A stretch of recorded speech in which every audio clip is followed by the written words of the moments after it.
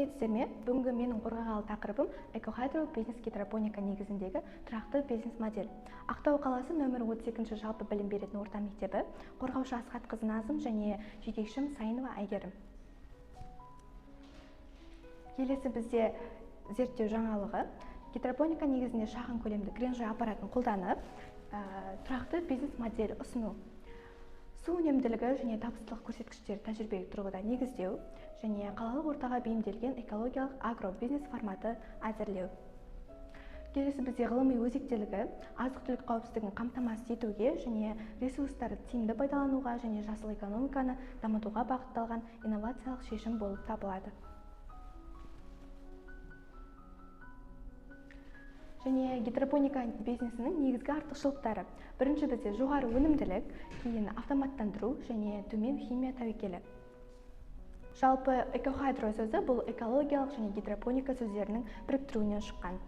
Жобаның атауы экохайдро School Farm.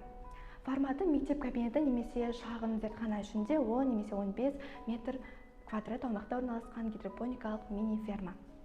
Мақсаты оқушыларға кәсіпкерлік пен агротехнология негіздерін үйрету, мектеп асханасын экологиялық таза өніммен қамтамасыз ету, қосымша табыс көзін қалыптастыру. Және бізде мектеп жағдайында тез өсетін дақылдар тиімді. Жасыл салат, микрожасылдар, аскөк, ақжелен, жасыл пияз. Біз бұл өнімдерді не үшін таңдадық? Себебі бұл өнімдер тез өнім береді. Өсу мерзімі 20-30 күн, қарапайым күтімді қажет етеді және тұрақты сұраныс бар. Мектеп жобасы үшін негізгі сатып алушылар: мектеп асханасы, мұғалімдер ұжымы, оқушылар ата-анасы және салауатты тамақтануды ұсынатын тұрғындар, жергілікті шағын кафе немесе фастфуд нүктелері. Мысалға алатын болсақ, ұсынылатын орташа баға салаттың бізде 1 килограммы қазіргі 900-1200 теңгеден, микрожасыл 570 теңге және жасыл пияз бір байлам 250-350 теңге. Айлық қаржылық нәтиже көрсеткіш айлық табыс 27 мың мен 13 мыңның арасында. Өзін ақтау мерзімі жалпы бастапқы инвестиция бізде 162.500 теңге болса, айлық таза пайда 14 мың теңге болады. Мына жерде көріп тұрғандарыңыздай микрозелендердің түрлері және өсу деңгейі. Бұл жерде рукола, базилик, микрозелендердің түрлері және бұршақ, крес салат микс. Бұл бізде бірінші күні. Келесі бізде 13-ші күні. Рукола, базилик, бұршақ, крес салат микс салаты. Бұл келесі кренжой аппаратындағы бұршақ пен крес салат микс тұқымдары. Бұл бірінші күн. Және келесі 11-ші күн. Қазір көріп тұрғандарыңыздай бізде крес микс салат мен бұршақ тұқымдары. Бұл да бізде тұқымдарымыз. Келесі суретте жетекшімен бірге жобаға дайындық кезеңі. Ал бұл бізде кренжой аппараты, қазақша айтқанда жасыл бақ аппараты.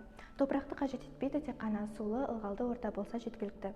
Бұл бізге тез өнім алуға көмектеседі. Бұл жерде крес микс салат мен бұршақ тұқымдары. Ал мына жерде базилик пен бұршақ тұқымдары. Бұны біз минералды мақтада өндірдік. Осы минералды мақтада өндірілген және крес микс салаттарымызды біз қазір қайшымен қиып салат жасауға дайындаймыз және мектеп асханасына апарамыз.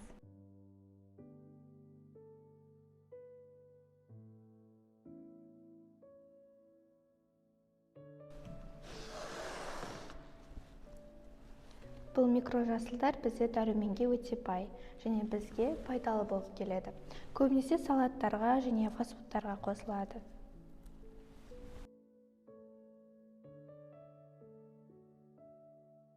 Қазір осылай жапырақтарын қиып, салат жасауға мектеп асханасына апарамыз.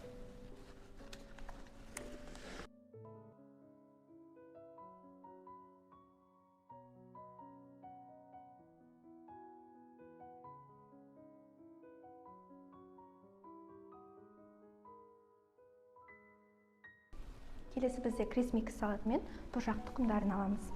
Бұл бізде кренжой аппаратында өндірілді.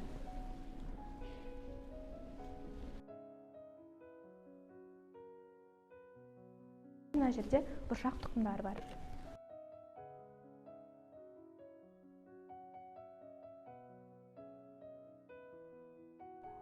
Мектеп асханасына ұсындық. Бұл бізде аспазшы апайымыз қазір салат істейді.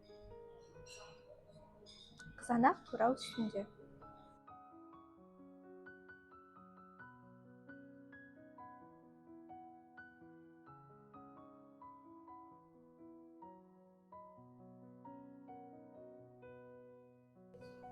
Рахмет. Қорытындылай келе, экохайдро бизнес жобасы тұрақты даму қағидаларына негізделген. Мектеп жағдайында жүзеге асырылатын инновациялық, экологиялық бизнес идея. Жоба оқушылардың ғылыми зерттеу, кәсіпкерлік және қаржылық сауаттылығын арттырады. Назар аударғандарыңызға рахмет.